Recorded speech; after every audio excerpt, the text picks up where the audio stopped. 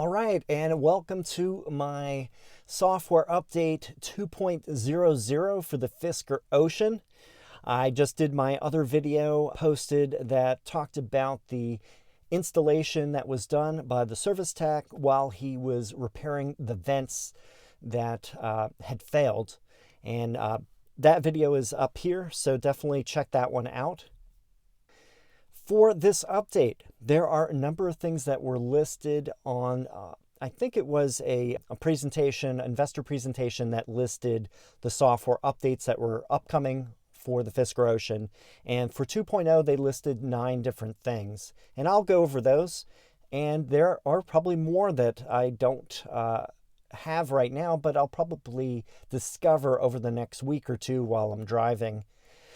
Let me start with the number 1 feature that was added that I think is definitely something that everybody wanted to have is the auto vehicle hold or hill hold.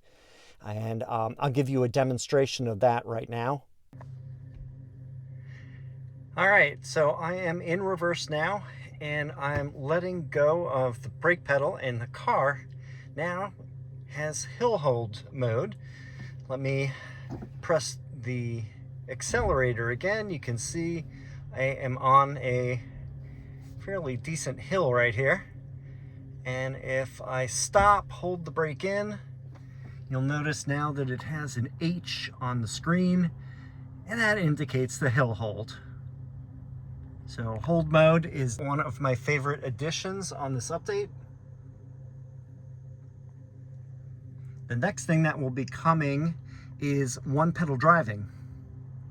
So I'm looking forward to that one, and I think it's the version 3 or 4 update that will have that.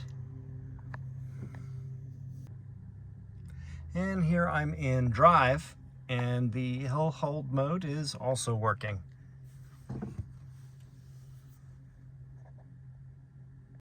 So that's hill hold. Definitely something that is needed for the car. I actually had my Tesla Model 3 for 2 years that didn't have hill hold. And when I was on an inclined surface, the car would roll forward or back if I didn't have my foot on the brake. So I was kind of used to that. So they did a software update a couple years ago that added hill hold. So it's not something that was unexpected for me. And Fisker did take care of it with this 2.0 update. The next thing we have is optimized energy management. I think this has to do with the vampire or phantom losses that are seen while the car is sitting.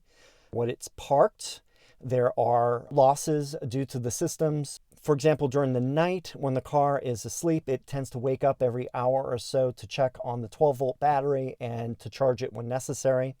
And there's components in the car that seem to be always on and using energy. People have seen anywhere from 1% to over 5% losses per day, which is pretty excessive and an issue that needs to be fixed. This update addresses some of it. I don't know how much vampire losses are alleviated by this fix. I have seen roughly around 2% in the 1.10 and 1.11 updates. So actually for my car, it hasn't been that bad. So I'm hoping that improves to around 1% or less. I think the goal is definitely under 1% per day of losses. As I want to mention, my Tesla Model 3 also had severe vampire losses the first 6 to 12 months that I owned it. At the very beginning, there were issues of losses, power drain due to components in the car. And that car also had updates that fixed it. So that's the great thing about OTA updates is you can get things fixed over time. And I have no doubt that Fisker can get that fixed on the Ocean as well. It is the 3rd day that I've had the update, and I'm going to check out the vampire losses overnight. Let's unlock the car and check it out.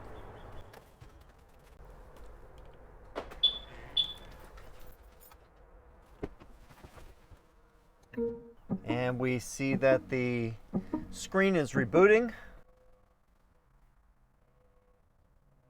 All right, we have everything starting up. Let's go to the charge screen. All right, so I'll compare these numbers to when I left the car last night. Here you can see the shot on the top of the screen from last night and the one that I just took now. You can see that there's about 4 miles difference and about 16 hours have elapsed, so roughly 1 to 1.5% loss overnight, calculated on a 24-hour period. So not too bad. I'll keep following this and see if I have any differences over time. The next thing that we have is the solar sky visualization. Let me do that right now. It is under charge. Click on charge, and now previously we had charge and trips, and now we have charge, solar sky, and trips. So if I click on solar sky, we have live and lifetime. If we're in live mode right now, current solar rate is 0%, which is not surprising since I'm parked in my garage and there's no sun overhead. So not unexpected. If I click on lifetime, interesting, it shows that the total range added is 17.3 miles. And I got my car delivered on October 26th, if I recall correctly. So in the last few months, I've had a total of 17.3 miles added. And that is 5,445 watt hours, or 5 kilowatt hours that were added. I actually don't think that's bad at all, since I park my car in my garage at home, and at work I have also a parking garage. So the only times it will be charging via solar is if I'm driving around during the day or on long trips. So far, not too bad. So if I actually left the car outside, I'd probably get even more miles added than what is showing. So definitely a nice thing.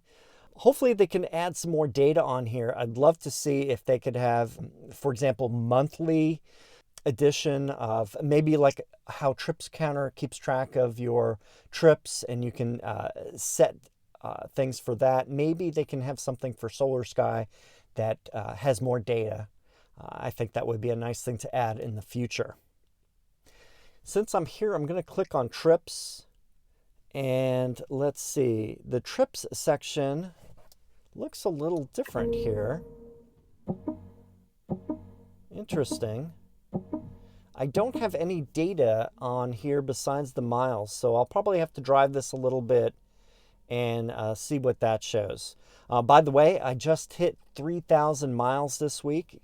Right now it says I have 3,014 miles. Another thing I noticed today while driving is that the trips page does not show the kilowatt hours used anymore. Find that interesting. I wonder if they are revamping this. I know that there were errors in the calculations because they weren't including the regen values. So I guess I'll see what happens. Until then, this page just shows miles and duration in minutes.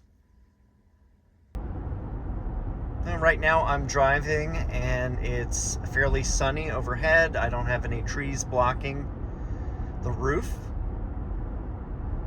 Of course, it's winter, so the sun isn't quite overhead compared to summertime.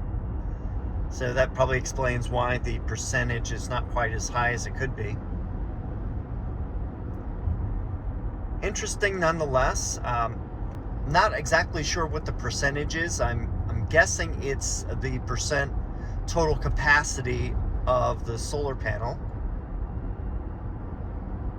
Be nice if there was more information.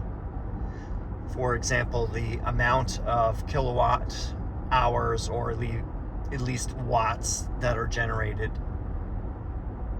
It's confirmed that the Solar Sky is generating while the vehicle is driving.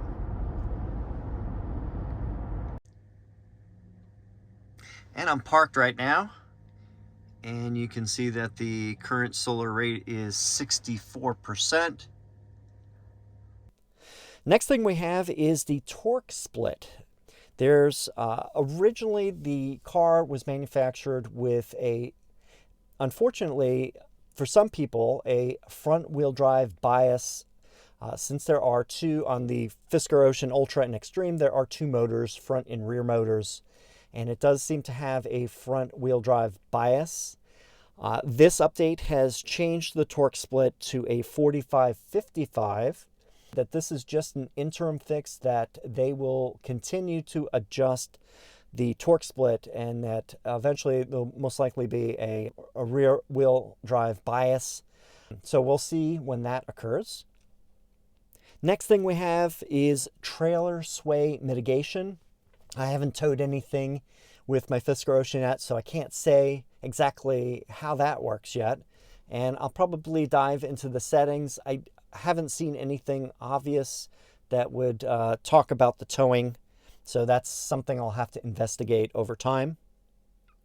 Next thing we have is driver profiles phase 1. So if I click on the little icon of the driver over here, we have profiles showing guest and manage profiles. So if I click on manage profiles, oh look, it now shows connected profiles 0 of 8. So we can create a new profile. Very cool. Pair your profile, a seamless connected ocean. To provide the best driving experience, Fisker needs your permission to collect, transfer, and process your vehicle data. I, the owner of this vehicle, consent to the below permissions for all guests and unidentified drivers who use this vehicle, and all their use of this vehicle. I will inform my guests that the below data is being collected. So it's filled in with accept for your safety. By driving this vehicle, I consent to the collection, transfer, and processing of the data. And then I can accept or decline connected car and location features. I consent to the collection and processing of data related to this vehicle's connected car features, safety, GPS, and other location services, connectivity, analytics, and development. So I'm going to press accept for that and then continue. Then I can go to the Fisker app and do the QR code. And it says here, this can also be completed later if I go into settings, profile. So let's see what we have here. I figured out what I had to do. I had to have the app open, and then I had to pair it with the car again. And once I did that in the app, the car showed setup complete, and I press finish. And now I'm listed as a profile. So I have guest, I have that. And if I want to connect somebody else, I'll just go through the same process again and create a profile for them. So now, on the screen here, if you press the little person, you can switch between the profiles. Next thing that we have on here is over-the-air updates while being plugged in and charging. Currently, if you want to do any over-the-air updates, you have to have the car unplugged and not charging. With this new update in the future, you can leave your car and it can get updated overnight if you wish to do so with the car plugged in and charging. So definitely a nice thing to have, especially if the update takes a long time. Next, we have base tuning optimization. Let's look at that. I'm going to go into settings and then into audio. The sound stage settings look similar to before. I use the 3D surround setup. And none of the settings in here look any different, but I'll try listening to it over the week and see if I notice any differences in the amount of bass. I am guessing it's going to have more bass than before. That was a common complaint, is that the subwoofer didn't seem to add a whole lot to the system. Another thing that people had an issue with is the sound. When you have the sound stage set to all, it should be more of a centralized sound. You should be hearing the front and the rear pretty equally. But according to what I've experienced, when you have it in all, it seems to have a front bias to the sound. It seems like most of the volume for music is coming from the front of the car. Hopefully that's another update that they'll add to kind of adjust the sound so that the front to back adjustments can be more granular. I can't show it for copyright reasons. I have tested audio and the bass definitely seems punchier at my normal custom settings. Even if you do the flat custom EQ, I notice a bit better bass response. So definitely a thumbs up with that regard. And the last thing that is listed is HVAC defog optimization. I can't really test the defog right now, but I think maybe in the auto mode that when you're defogging the glass, it is better to use than the current setup. I've noticed that if you have the car in earth mode, the defog feature really doesn't work since most of the features of the car are set to eco mode. So a lot of the HVAC is not fully operational. You need to change the mode of the car to fun or hyper, and then you have full access to your HVAC. That allows defogging and other functions to work better, especially heat. Heat works much better when you're in those modes. So hopefully that is something that this update has fixed or at least made better. The last thing I want to say is the service tech reminded me that the key fob does work better at longer distances with the car.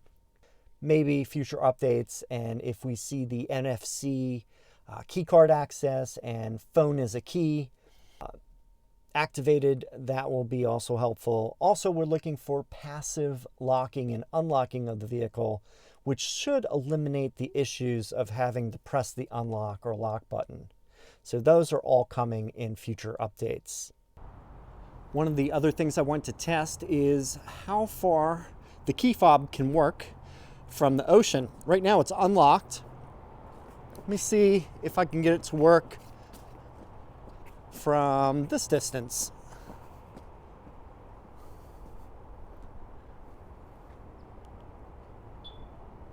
Works. Let's try further away. Probably a good 75, 80 feet now.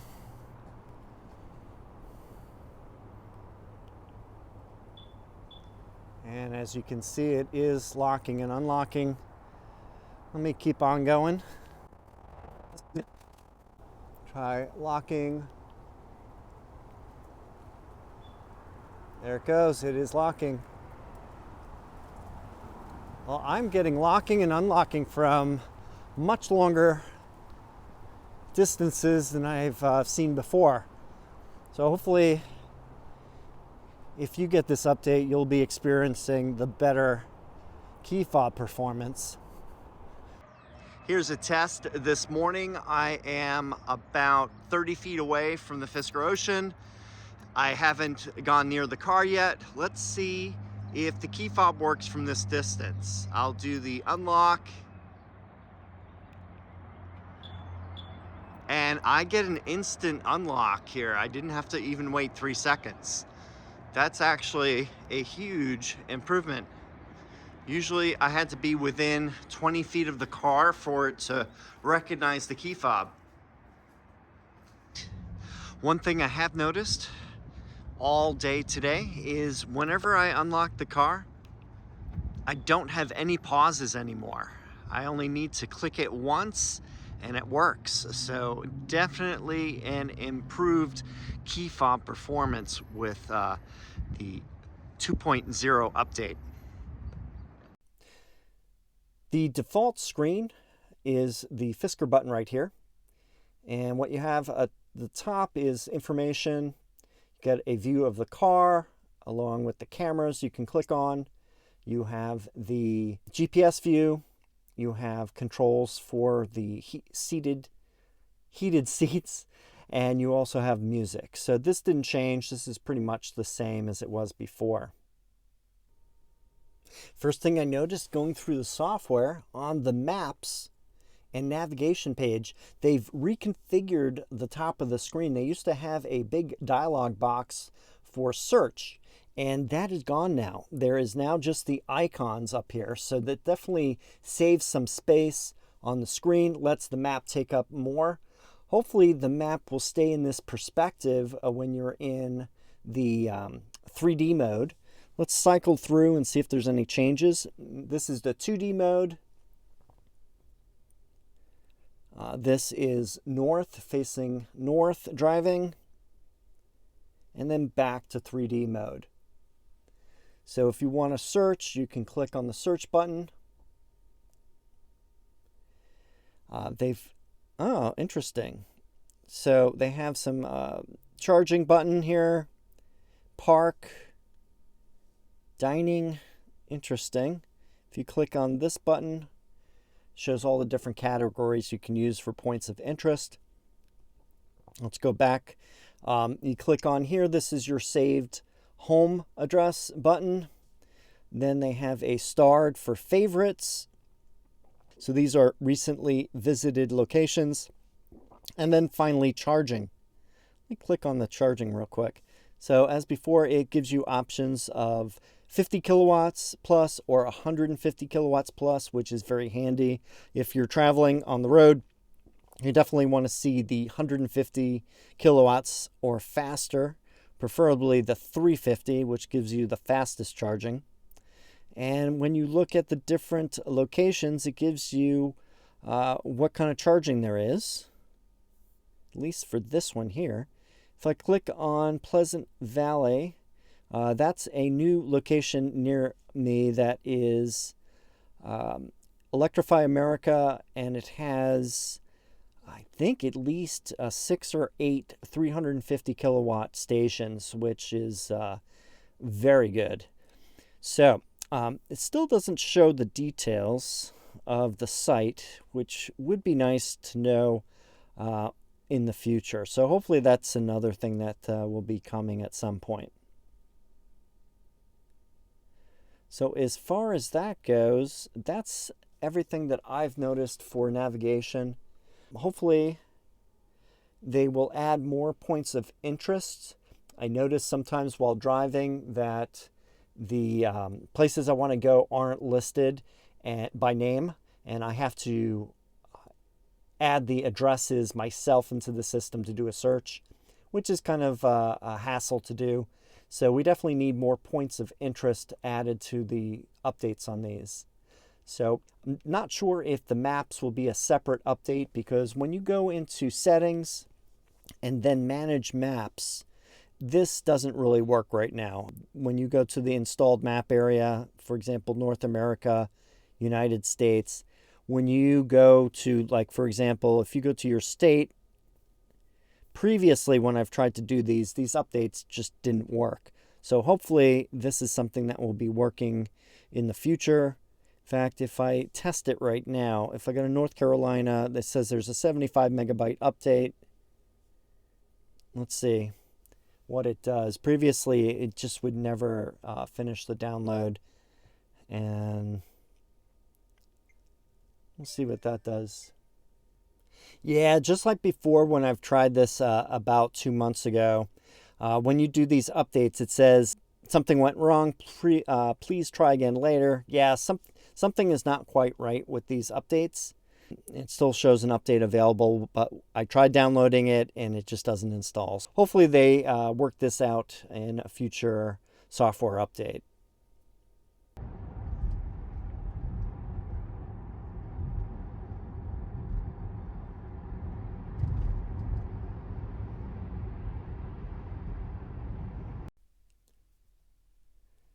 Music, same apps as before. Don't see anything new with that.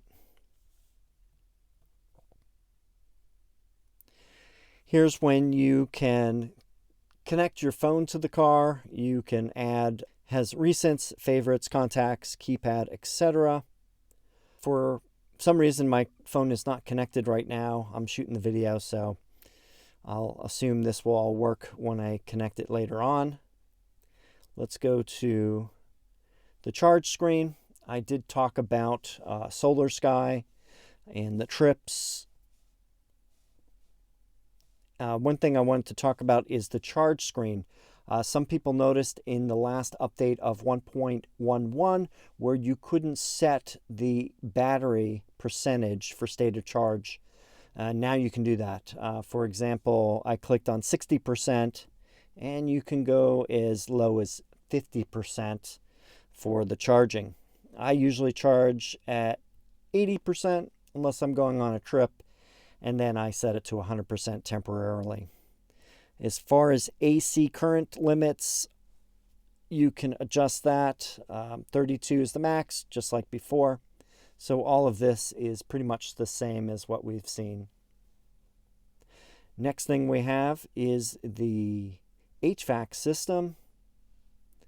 And we have on and off here. We have sync, AC, auto, recirculate, steering wheel heat, all the different modes for the fans. And then down below here we have the buttons for this heated seats, and we have a lockout for the rear HVAC controls. So pretty much the same. I don't see any difference with that. The only thing I noticed right now is all the vents work since I've had my vents replaced. So I now can turn them on and off, and they are all working correctly. Lastly, we have the settings here, and this goes through all the different things that you can adjust in the car. All right, in the settings of all of the different categories here, the one area that is new is the energy. And on this screen, we have standby time. It says, save battery by reducing vehicle standby time.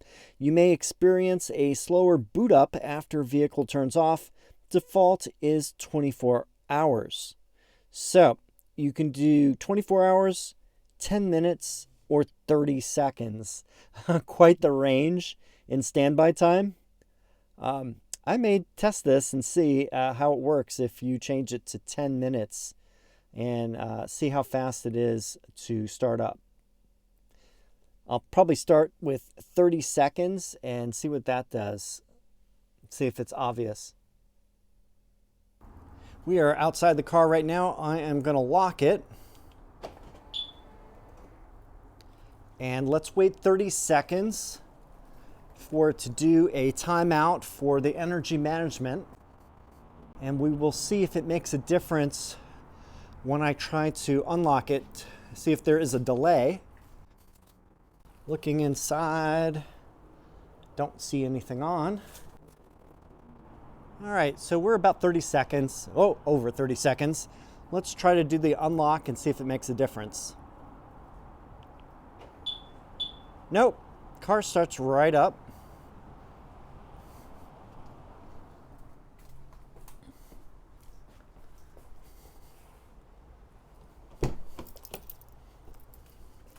Let's see what happens when we press the brake.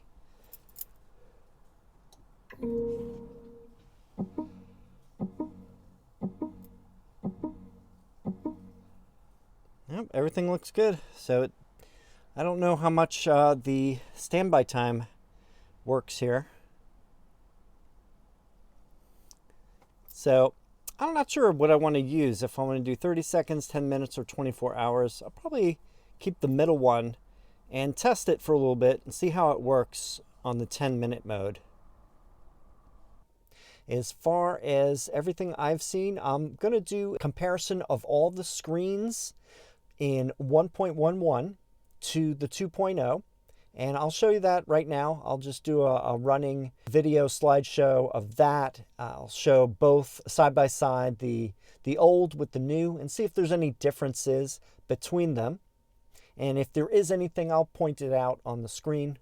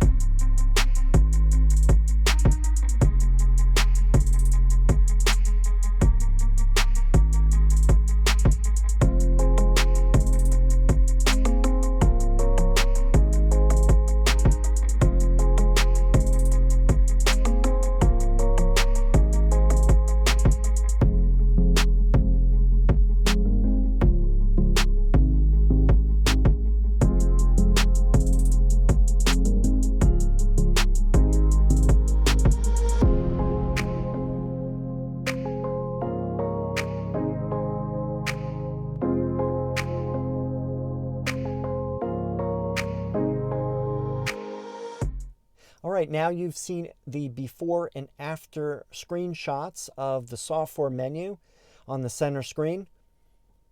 That's pretty much what I wanted to cover in this video today. So if you have any questions or comments, especially if there's anything you want me to try with the new software, please let me know down below. Thanks for watching, and I will see you in the next video.